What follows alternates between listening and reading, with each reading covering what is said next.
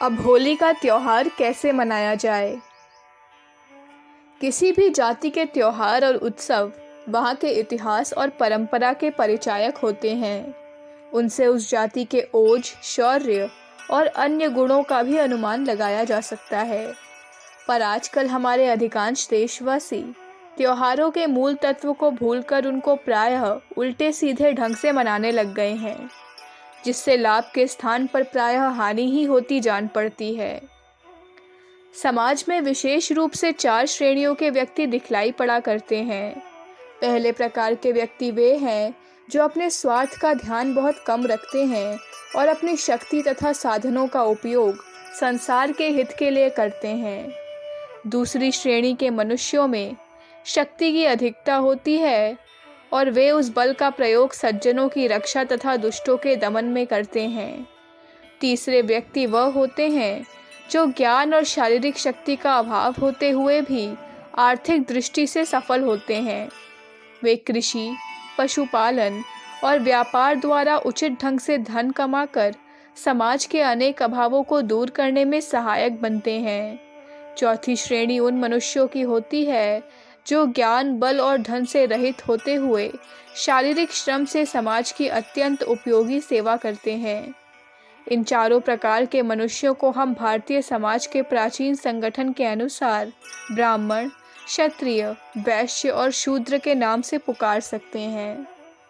ये चारों श्रेणियों के व्यक्ति अपनी प्रवृत्ति के अनुसार समाज सेवा करते हुए एक दूसरे को सहयोग व सहायता प्रदान करते रहते थे। अपने कर्तव्यों के स्मरणार्थ प्रत्येक श्रेणी का एक त्योहार भी नियत किया गया था।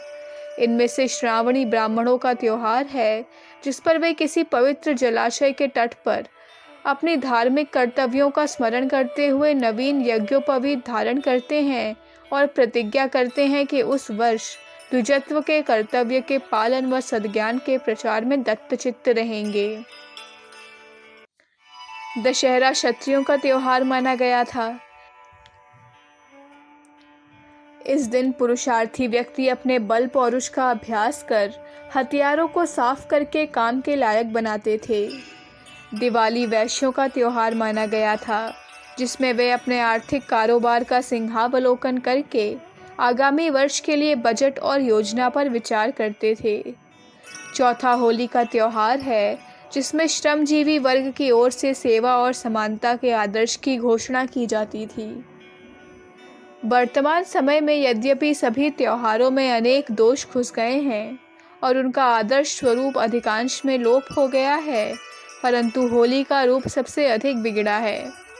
वैसे इस त्योहार के मनाने की जो प्राचीन परिपाटी प्रतीक रूप में अब भी प्रचलित है, उससे स्पष्ट प्रकट होता है कि यह एक विशुद्ध सामूहिक यज्ञ है। इस संबंध में निम्न तथ्य देखने योग्य हैं। 1 मास पूर्व शमी की लकड़ी गाड़कर फाल्गुन सुदी 15 को लकड़ी कंडे इकट्ठे करके जलाना यज्ञ का ही रूप है। जलाने से पूर्व आचार्य पंडित द्वारा उसकी पूजन होना और गांव के मुखिया द्वारा पूजा करवाना यह यज्ञ के यजमान बनाए जाने का चिन्ह है। होली में नारियल के लच्छे लपेट कर डालना यज्ञ की पूर्णाहुति में नारियल चढ़ाने का चिन्ह है। इसके पूजन में मिठाई, गुड़ आदि चढ़ाकर बच्चों में बांटना यज्ञ में प्रसाद वितरण का लक्षण है। इसकी लपटों में अग्नि में हविष्यान्न की बालों को पकाकर खाना भी यज्ञ का ही एक लक्षण है। होली एक ऐसा त्योहार है जो ऋतुराज बसंत में आता है। इसी समय सर्दी का अंत और ग्रीष्म का आगमन होता है। इस समय ऋतु परिवर्तन से चेचक के रोग का प्रकोप होता है। इस संक्रामक रोग से बचने के लिए पुराने समय में टेसू के फूलों का रंग बनाकर एक दूसरे पर डालने की प्रथा चलाई गई थी और यज्ञ की सामग्री में भी इन्हीं फूलों की अधिकता रखी गई थी, जिससे वायु में उपस्थित रोग के कीटाणु नष्ट हो जाएं। पर आज उस टेसू के लाभदायक रंग के स्थान पर हानिकारक विदेशी रंगों का प्रयोग किया जाता है और लोग उसके चटकीलेपन को पसंद भी करते हैं। अब यह प्रथा बहुत विकृत हो गई है और लड़के तथा नवयुवक बुरे बुरे रंग सर्वथा अनजान और भिन्न समाज वालों पर भी डाल देते हैं, जिससे अनेक बार खून खराबा की नौबत तक आ जाती है और रंगों की होली के बजाय खून की होली दिखलाई पड़ने लगती है। यह मूर्खता की पराकाष्ठा है और ऐसे लोग त्योहार मनाने की बजाय देश तथा धर्म की हत्या करते हैं। होली को पूर्वजों ने एक सामूहिक सफाई के त्योहार के रूप में भी माना था। जैसे दिवाली पर प्रत्येक निजी घर की लिपाई पुताई और स्वच्छता करता है, उसी प्रकार होली पर समस्त ग्राम या कस्बे की सफाई का सामूहिक कार्यक्रम रखा जाता था। बसंत ऋतु में जब पेड़ों के पत्ते झड़-झड़ कर चारों ओर फैल जाते हैं, बहुत कुछ कूड़ा कबाड़ भी स्वभावतः इकट्ठा होता है। उस सब की सफाई होली में कर दी जाती थी। पर अब लोग उस उद्देश्य को भूलकर दूसरों के कीचड़ और धूल फेंकने को त्योहार का अंग समझ बैठे हैं। इससे उल्टा लोगों का स्वास्थ्य खराब होता है। अनेक बार आंख आदि में चोट भी लग जाती है। प्राचीन समय में होली प्रेम भाव को बढ़ाने वाला त्योहार था। अगर वर्ष भर में आपस में कोई झगड़े या मनमुटाव की बात हो गई हो, तो इस दिन उसे भुलाकर सब लोग प्रेम से गले मिल लेते थे और पुरानी गलतियों के लिए एक दूसरे को क्षमा करके फिर से मित्र सहयोगी बन जाते थे। अब भी इस दिन एक दूसरे के यहाँ मिलने को जाते हैं, पर प्रायः नशा करके और गाली बककर झगड़ा पैदा कर लेते हैं, जो होली के उद्देश्य के सर्वथा प्रतिकूल है। वास्तव में होली का त्योहार हमारे समाज में सबसे अधिक सामूहिकता का परिचायक है और यदि इसे समझदारी के साथ मनाया जाए तो यह हमारे लिए अत्यंत कल्याणकारी सिद्ध हो सकता है। जिस प्रकार होली के पौराणिक उपाख्यान में बतलाया गया है कि सच्चे भक्त प्रहलाद ने असत्य और अन्याय का विरोध करके सत्य की रक्षा की थी और उसी की स्मृति में होली के त्योहार की स्थापना की गई थी, उसी प्रकार हम भी यदि इस वास्तविक उद्देश्य का ध्यान रखकर होली का त्योहार मनाएं, तो इस अवसर पर वर्तमान समय में होने वाली अनेक हानियों से बचकर इस त्योहार को लोक कल्याण का एक प्रमुख साधन बना सकते हैं। सामूहिक यज्ञ विधि। इस वर्ष होली का त्योहार फाल्गुन सुदी 15 तारीख 24 मार्च 1956 को मनाया जाएगा। इसके लिए पहले से ही जो शमी वृक्ष छाकरा की लकड़ी काटने की प्रथा है, उसे एक अच्छा लंबा चौड़ा और गहरा हवन कुंड खोदकर उसके बीच में खड़ा कर दिया जाए। इसके बाद नित्य प्रति या सुविधा अनुसार सब लोग मिलकर गांव के बाहर जावे और वहां से हवन की समिधाएं पलास, आम, पीपल, बड़, गुलेर, खैर आदि की लकड़ी तथा अन्य उपले कंडे इकट्ठे करें और उन्हें किसी सुरक्षित स्थान पर जमा करते रहें। यदि सब साथ न जा सकें तो अपनी सुविधा अनुसार थोड़े थोड़े लोग भिन्न भिन्न समय भी जा सकते हैं, पर होली से पूर्व 1 महीने के भीतर 4 बार सबको अवश्य सम्मिलित होकर सामूहिक रूप से समिधाएं इकट्ठी करने को जाना चाहिए। सामूहिक रूप से जाने वालों की वेशभूषा एक सी हो और वह यथासंभव बसंती रंग की हो।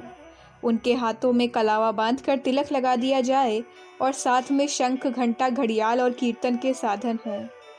सबके पास समिधाओं के संग्रह करने के साधन जैसे कुल्हाड़ी, गैंती, हंसिया, टोकरी आदि में से कोई एक वस्तु हो। गांव के बाहर जाकर सब गायत्री मंत्र का जप करते हुए हवन के उपयुक्त औषधियों और समिधाओं का संग्रह आरंभ कर क्या क्या वस्तु संग्रह करना है, यह सब लोगों को पहले ही समझा दिया जाए। जंगल को जाते समय शंख, घंटा, घड़ियाल बजाते और कीर्तन करते हुए जाना चाहिए। बीच बीच में गायत्री परिवार के नारे और राम, कृष्ण, भक्त, प्रहलाद आदि के नामों का जयघोष करना चाहिए।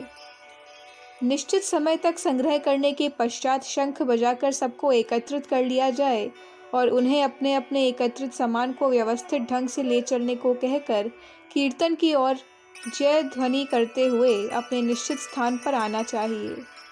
वहीं शांति पाठ करके सबको विदा करना चाहिए। यह सामूहिक कार्य अगर किसी कारणवश अधिक न हो सके तो महीने में 1 बार तो अवश्य हो।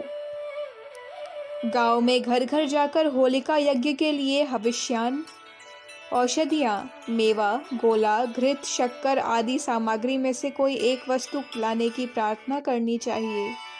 होली की निश्चित तिथि व समय पर यज्ञ स्थल पर पहुंचकर कुंड व होली का पूजन आचार्य द्वारा विधिवत कराना चाहिए।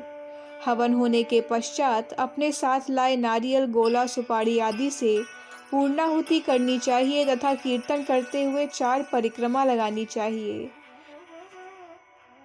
इस हवन की उठती हुई ज्वालाओं में अपने अपने खेत से लाए हुए पके अन्न की बालों को सेकना चाहिए और सबको प्रसाद रूप में वितरण करके खाना चाहिए। जो अकेला खाता है सो पाप खाता है। अगर व्यक्तियों की संख्या अधिक हो तो एक साथ बहुत सी मिलाकर सेंक लें और उनको सबको वितरण कर दें। इस भुने अन्न को खाने से दांतों को लाभ होता है। इसके पश्चात होलिका की भस्म को मस्तक पर लगाकर सत्यव्रत प्रहलाद की तरह ईश्वर की उपासना में दृढ़ रहने का व्रत लेना चाहिए। दूसरे दिन चैत्र मास आरंभ हो जाता है और होलिका दहन की कल्पना करके प्रतिपदा को स्नान का त्योहार मनाते हैं। इसके लिए केसू या टेसू के फूल रात को ही भिगोकर रंग तैयार कर लेना चाहिए। सबको अपने साथ यही रंग लेकर एक स्थान पर इकट्ठा हो प्रेम पूर्वक होली का रंग खेलना चाहिए। मस्तक पर गुलाल या चंदन, रोली आदि लगा लेना चाहिए। केसू के फूलों का रंग स्वास्थ्य के लिए लाभजनक होता है, इसलिए जहाँ पैदा न होता हो वहाँ के व्यापारियों को बाहर से मंगवा कर देना चाहिए। रात्रि में प्रवचन। दोपहर तक रंग आदि खेलने से निवृत्त होकर स्वच्छ पानी से स्नान करके नवीन वस्त्र धारण कर मित्रों से भेंट करनी चाहिए। सायंकाल के पश्चात किसी सार्वजनिक स्थान में सभा की जाए। उसमें किसी माननीय व्यक्ति को सभापति बनाकर होली के महत्व, उसमें उत्पन्न हो गई कुरीतियों तथा आगामी सुधारों के संबंध में प्रवचन किए जाएं। होलिका का उपाख्यान सुनाकर उससे प्राप्त होने वाली शिक्षाओं को समझाया जाए तथा हो सके तो जनता के मनोरंजनार्थ भक्त प्रहलाद का नाटक भी दिखलाया जाए। इस अवसर पर जहाँ जैसी सुविधा हो सुरुचिपूर्ण गायन, भजन, कीर्तन, कवि सम्मेलन आदि का आयोजन भी किया जा सकता है। भैया दूज।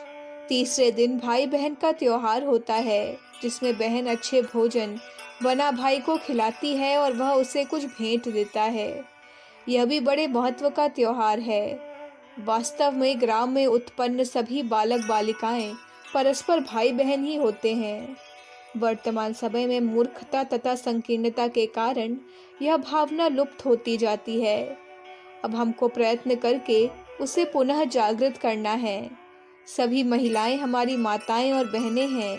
इसी भावना का प्रतीक यह भैया दूज का त्योहार है। इसलिए गांव के सभी बालक बालिकाओं को एक स्थान पर इकट्ठा करके बालिकाओं द्वारा बालकों के तिलक कराना और कलावा बंधवाना चाहिए तथा बालकों द्वारा उनको कुछ बताशे या अन्य मिठाई प्रसाद के रूप में दिलवाना चाहिए।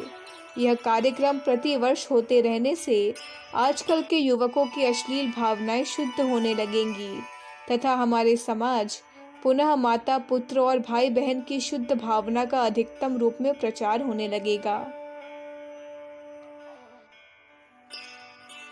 इस प्रकार होलिकोत्सव मनाने से हमें सामूहिकता की भावना की वृद्धि होगी और वर्तमान समय में इसने जो विभत्स रूप ग्रहण कर लिया है, जिससे अधिकांश भले लोग इससे नाक भौं सिकोड़ने लगे हैं, उसका भी संशोधन हो जाएगा।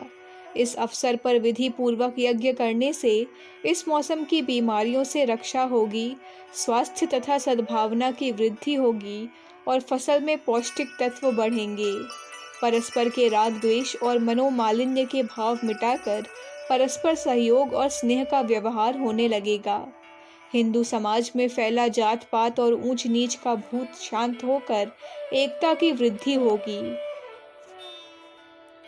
इस प्रकार होली का त्योहार अश्लीलता और कुत्सितता का भंडार होने के स्थान पर हमारे जातीय संगठन को सुदृढ़ बनाने वाला तथा नर नारियों में सद्भावों का विकास करने वाला बन सकेगा। अखंड ज्योति, मार्च 1959, पृष्ठ संख्या 27, 28, 29, 30। हमारे YouTube चैनल विचार क्रांति दूत अखंड ज्योति पत्रिका को सब्सक्राइब करें एवं अगली वीडियोस प्राप्त करने के लिए बेल आइकन दबाएं। धन्यवाद।